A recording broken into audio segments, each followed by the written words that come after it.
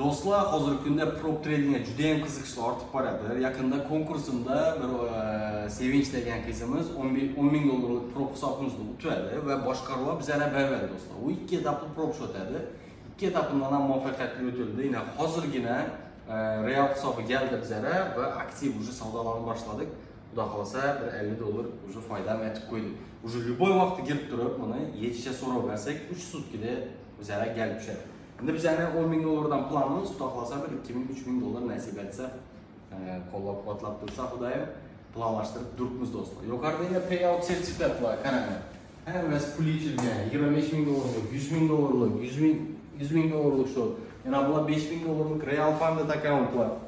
Shu do'stlarimiz, shogirdlarimiz yechgan. Yaqinda yana bugun xudo xolasa proptrading.uz ishga tushadi do'stlar.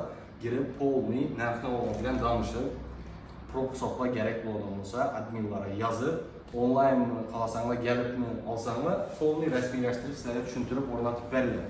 Bu do'stlar, jo'ralar $50,000 shotlar bor, $100,000, $200,000 masalan bu hisoblarni olgandan keyin shu oltin, neft, valyuta kabi narsalarda forex bozorida savdo-sotiq qilinadi. Buni jarayonda ko'rsangiz bo'ladi, Shahriyorxon. Bizda savdo ketib turibdi. Biz buy positionga ko'pmiz. Bu yerda yana $50 foydamiz.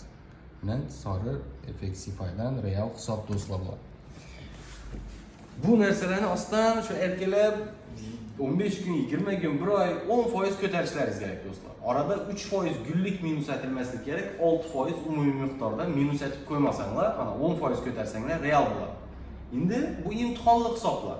Imtihonsiz hisoblar ham bor bizda, sal qimmatroq yuradi do'stlar, lekin tayyor.